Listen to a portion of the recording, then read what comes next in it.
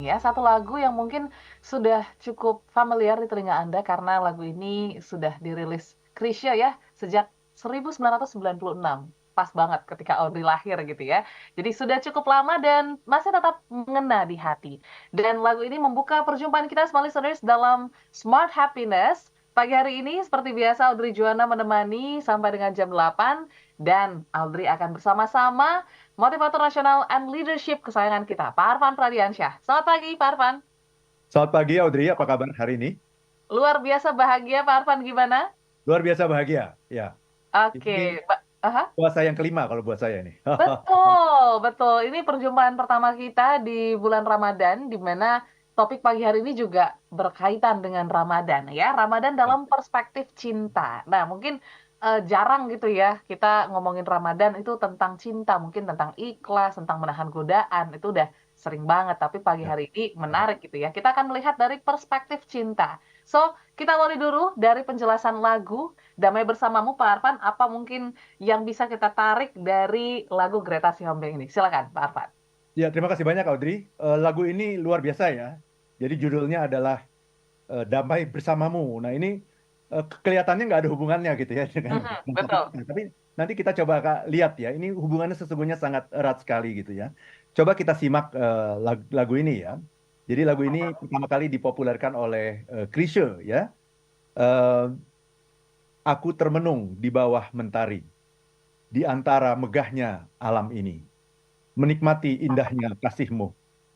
Kurasakan damainya hatiku, sabdamu bagai air yang mengalir, basahi panas terik di hatiku, menerangi semua jalanku, kurasakan tentramnya hatiku.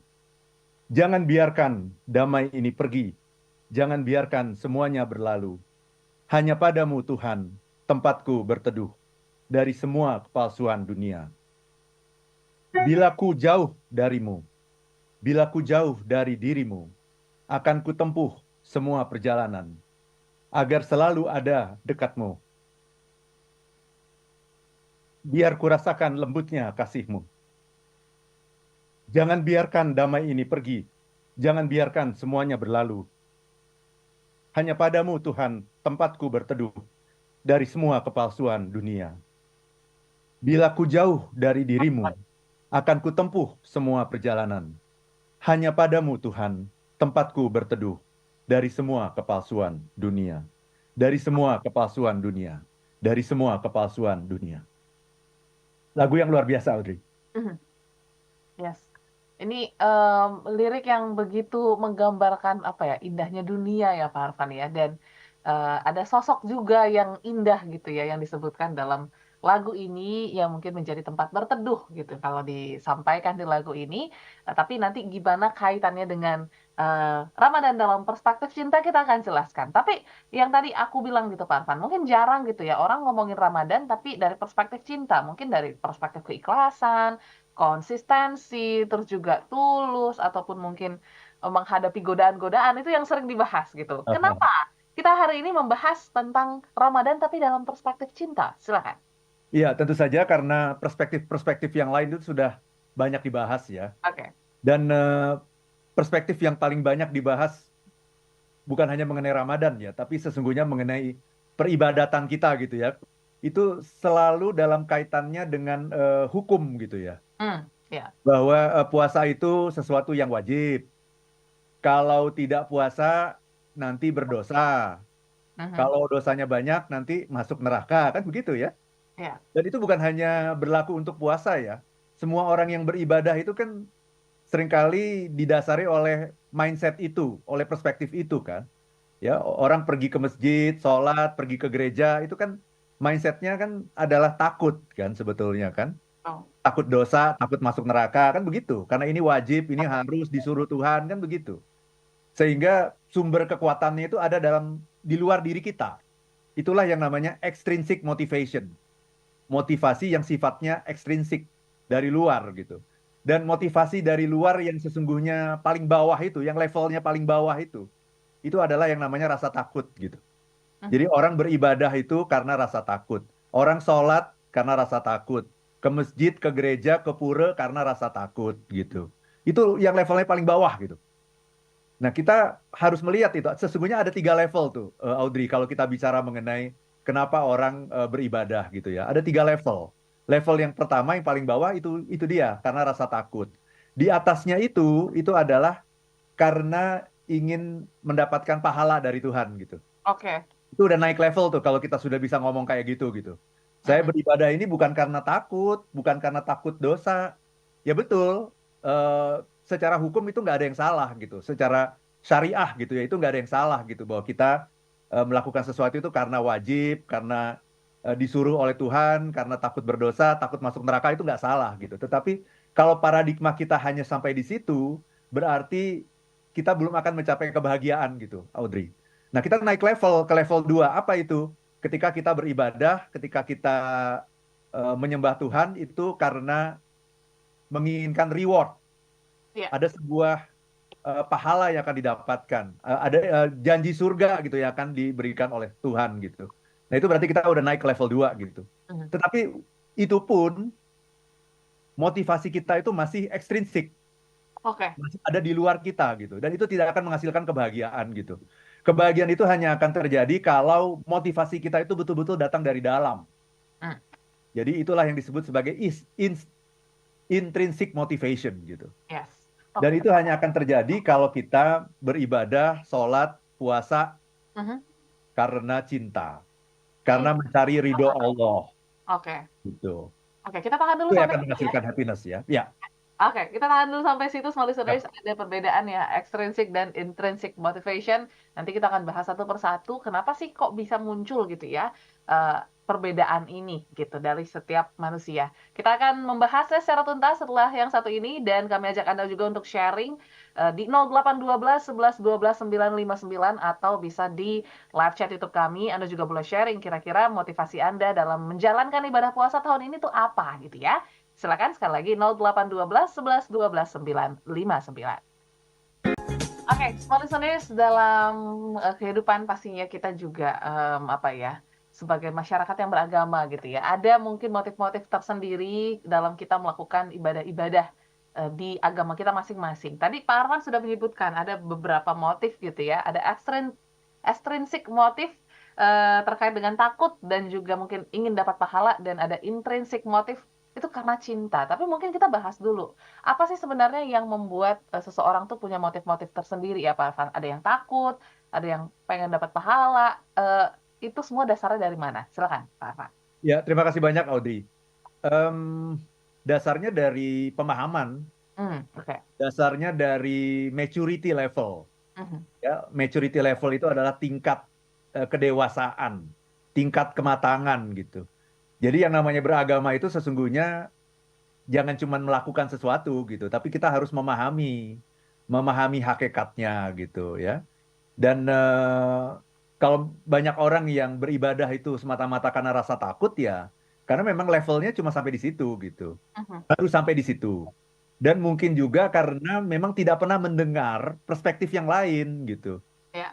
Tidak pernah mendengar perspektif yang lain mengenai yang namanya beribadah kepada Tuhan itu perspektif cinta misalnya, nggak pernah dengar gitu. Kan Mhm. yang paling banyak disampaikan oleh para pemuka agama Ya. itu adalah ya beribadah ya karena kewajiban gitu. Betul. Itu Betul. salah gitu ya. Karena kewajiban kalau Anda tidak melakukan kan dosa. Kalau Mhm. dosanya terlalu banyak kan masuk neraka. Itu nggak salah gitu. Itu benar gitu. Tetapi kalau kita berhenti di situ, maka kita tidak akan mencapai yang namanya happiness. Oke. Karena kebahagiaan itu datangnya dari dalam diri kita.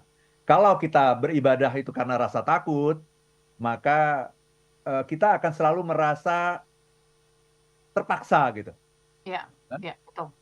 Mungkin datangnya dari bawah sadar kita ya. Hmm. Secara secara sadar kita tidak mengatakan diri kita terpaksa gitu, tapi bawah sadar kita selalu mengatakan bahwa kekuatan itu adanya di luar yang mendorong kita untuk melakukan sesuatu. Jadi yang paling rendah itu adalah takut, yang levelnya paling rendah itu takut. Mhm. Tidak salah, tetapi kita tidak akan mencapai kebahagiaan kalau hanya karena takut. Maka orang naik level. Level kedua adalah karena menginginkan reward. Jadi kalau yang pertama itu punishment namanya. Yang kedua itu reward. Mhm. Tetapi reward itu pun sesungguhnya masih ada di luar diri kita. Yes. Gitu ya. Kita menginginkan sesuatu yang ada di luar gitu. Jadi kita melakukan dengan rasanya tuh masih berat gitu, tapi demi mendapatkan eh, istilah orang kalau bekerja itu ya, demi sesuap nasi gitu ya misalnya Yes. ya. Demi Oke. bisa menghidupi keluarga, maka saya bekerja dengan sekeras-kerasnya supaya mendapatkan reward gitu. Sama orang beribadah juga begitu. Demi mendapatkan pahala dari Tuhan ya, apalagi katanya bulan Ramadan ini banyak sekali Tuhan menciptakan opportunity gitu ya, spot-spot di mana kita akan mendapatkan banyak pahala ya, misalnya nanti ada yang namanya bulan Lailatul Qadar ya, malam Lailatul Qadar yang lebih indah dari 1.000 bulan gitu ya. Jadi banyak sekali memang Tuhan menciptakan spot-spot itu. Sebetulnya spot-spot yang berpahala itu hanya untuk meningkatkan motivasi saja gitu ya, supaya orang itu melakukannya gitu dengan semaksimal mungkin gitu. Tetapi kalau kita ingin bahagia, kita harus memindahkan motivasi itu dari yang ada di luar kita, yaitu extrinsic motivation, ke dalam diri kita, yaitu intrinsic motivation. Nah, kita tidak akan mungkin bisa memindahkan itu kalau kita tidak melakukan segalanya itu dengan cinta gitu. Karena Oke. kalau kita melakukan dengan cinta, itu nggak ada yang nyuruh gitu. Ya, nggak ada yang nyuruh, nggak ada yang mengharuskan kita, tapi kita melakukannya dengan senang hati, melakukan dengan sepenuh hati, sepenuh jiwa. Kenapa? Karena kita mencintai gitu, karena kita suka gitu. Kayak orang kalau bekerja juga kan, kalau orang bekerjanya itu karena dia suka, karena dia mencintai pekerjaannya, itu mau pagi, mau siang, mau malam, nggak peduli gitu. Mau capek, mau enggak, tapi dia melakukan yang dia cintai kan, Iya. eh, energinya nggak pernah habis gitu karena datangnya benar-benar dari dalam gitu. Nah, sama Audrey, Hmm. beribadah juga seperti itu, berpuasa juga seperti itu. Karena sebetulnya hakikat dari puasa itu tadi tergambar dalam lagu itu tadi. Makanya Yes. eh, lagu yang tadi Damai Bersamamu itu seolah-olah mungkin ada yang bertanya, apa hubungannya ya lagunya sama topiknya ya gitu. Iya. Hubungannya. Oh, sangat berhubungan. Sangat berhubungan karena lagu Damai Bersamamu tadi itu bicara mengenai penyatuan diri kita dengan Tuhan. Oke. Penyatuan diri kita dengan Tuhan gitu ya. Mari eh, kita Kita lihat kulik lagi. Yes. liriknya ya tadi ya. Dia mengatakan begini, aku termenung di bawah mentari, di antara megahnya alam ini, menikmati indahnya kasihmu, kurasakan damai di hatiku. Nah itu kan orang yang dekat dengan Tuhan itu selalu merasa damai gitu. Hmm. Nah itu. Dan yang namanya happiness itu apa sih? Happiness itu kan adalah kegembiraan dalam kedamaian. Kalau kita belum damai itu namanya itu tanda bahwa kita nggak dekat sama Tuhan. Kalau kita tidak damai gitu, Audrey ya. Iya, Nah, iya. itu menarik nih. Sabdamu bagai air yang mengalir. Jadi kita tuh menghayati gitu. Kita kayak lagi dialog dengan Tuhan. Itu kan lambang dari cinta itu kan adalah apa? Dialog. Dan Komunikasi. ketika kita berdialog dengan Tuhan itu, dialognya itu dengan berbisik gitu, bukan dengan berteriak gitu ya. Bukan dengan berteriak yang membuat orang lain jadi kebisingan gitu ya. Dialog dengan Tuhan itu adalah berbisik. Jadi dia mengatakan begini, sabdamu bagai air yang mengalir, basahi panas terik di hatiku, menerangi semua jalanku, kurasakan tentramnya hatiku.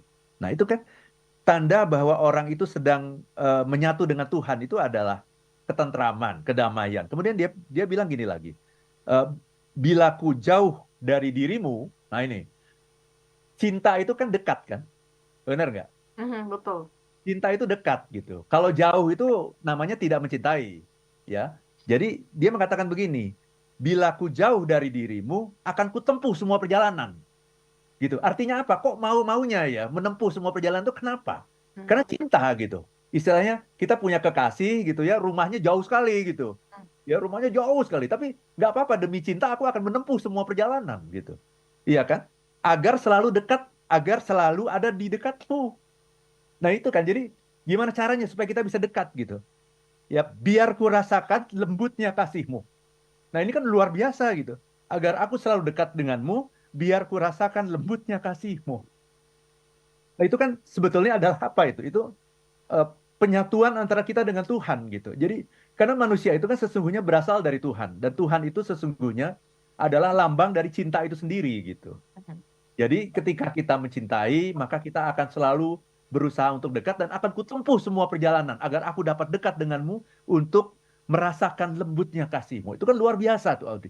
Ya. Itulah yang namanya cinta. Nah, bagaimana kita bisa melihat sekarang ibadah puasa itu adalah sebuah cara untuk bisa dekat dengan Tuhan gitu. Hmm.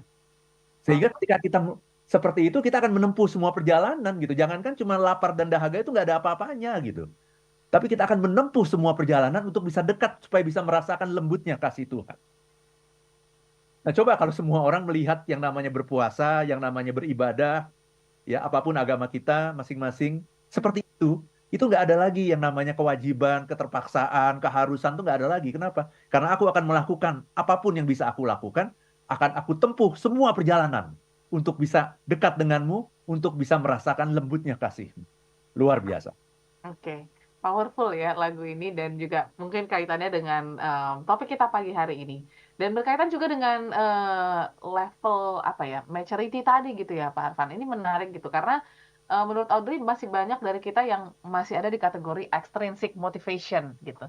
Nah, untuk mencapai level maturity itu kan butuh proses yang panjang gitu ya. Ya, Apa yang harus kita miliki selain mungkin kesadaran terlebih dahulu gitu ya, ya tahu dengan perspektif-perspektif yang lain sehingga kita pun bisa membangun habit-habit tersebut sehingga bisa mencapai ke level cinta gitu dari setiap apa yang kita lakukan dan apa yang kita ibadahkan, Pak Arfan. ya, itulah tujuan dari talk show seperti ini, Audrey ya. Mhm. Saya ingin memberikan sebuah warna yang baru gitu ya. Saya bukan ustadz ya, bukan kiai gitu ya, tapi saya ingin memberikan warna yang baru, bagaimana orang bisa melihat hubungannya dengan Tuhan gitu. Hmm. Ya, bagaimana orang bisa melihat yang namanya agama itu bukan berisi semata-mata ya, dimaknai sebagai perintah-perintah. Yes. Agama itu seringkali dimaknai dengan perintah-perintah dan larangan-larangan, kan gitu kan? Ya kalau isinya perintah dan larangan itu kita beragama itu dengan sebuah keterpaksaan gitu, walaupun kita tidak mengakui itu gitu ya. Dan kita hanya mengejar reward gitu, kita hanya mengejar surga gitu, istilahnya begitu. Itu sama sekali tidak salah gitu. Tetapi kalau kita ingin bahagia, saya menawarkan sebuah perspektif yang berbeda pagi hari ini, yaitu yang namanya perspektif cinta. Dan ketika kita melihat dari kacamata cinta, itu tadi seperti yang digambarkan oleh lagu tadi, akan kutempuh semua perjalanan gitu. Jangankan cuma lapar dan haus itu nggak ada apa-apanya gitu. Akan kutempuh semua perjalanan supaya apa? Agar aku bisa dekat denganmu, agar aku bisa merasakan lembutnya kasihmu. Nah itu buat saya itu merinding gitu. Saya tuh hampir nangis gitu kalau ngomong seperti itu gitu. Ya. Membaca lagu ini saja saya hampir nangis gitu dari tadi gitu ya. Jadi ini lagu yang luar luar biasa gitu karena sesungguhnya yang paling indah itu adalah ketika kita dekat dengan Tuhan gitu. Mhm. Nah, ini orang harus dibuka perspektifnya gitu, ya. Ya. Menjalankan puasa, menjalankan ibadah itu karena ingin dekat dengan Tuhan gitu ya. Saya ingin mengutip ini seorang sufi gitu ya. Oke. Seorang sufi wanita yang sangat terkenal, yang sangat berpengaruh gitu di dunia namanya Rabi'ah Al-Adawiyah.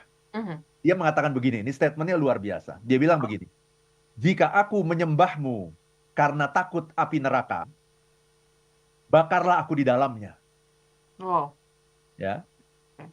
jika aku menyembahmu karena berharap surgamu, Mhm.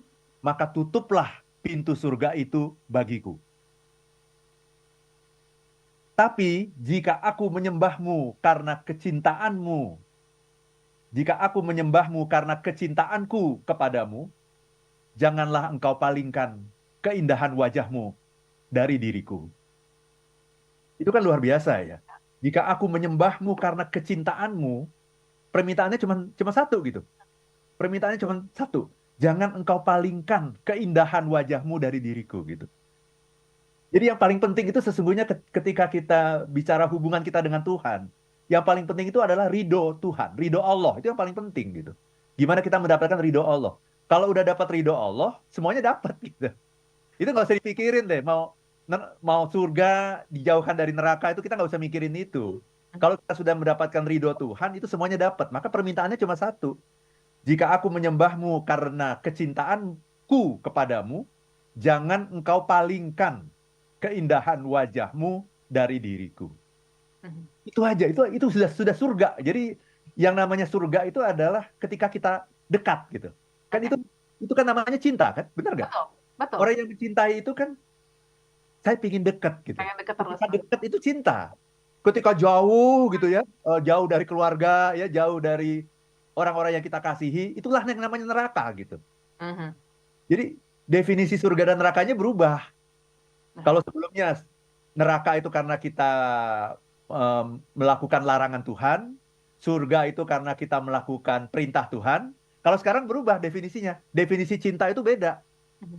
Neraka adalah ketika kita jauh dari Tuhan, itu neraka. Surga adalah ketika kita dekat dengan Tuhan. Mhm. Gitu. Oke. Dengan begitu, maka kita sudah mengubah hubungan kita, Audrey. Hubungan kita dengan Tuhan itu udah berubah dari sebelumnya adalah sosok Tuhan itu adalah sosok yang menyuruh.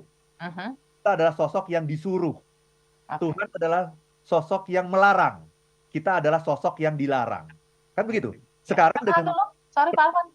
kita akan berubah menjadi Tuhan dan kita itu adalah sosok yang saling mencintai, saling menginginkan kedekatan. Gitu, Ya. Audrey. Oke, kita tahan dulu ya Pak Arfan ya. Ya. Maaf untuk kita potong, tapi pasti ini menjadi perspektif yang menarik. Setelah ini kita akan bahas lebih dalam. Jadi jangan kemana-mana, semua listeners, respon Anda kami akan bacakan setelah yang satu ini. Kami kembali setelah jeda berikut.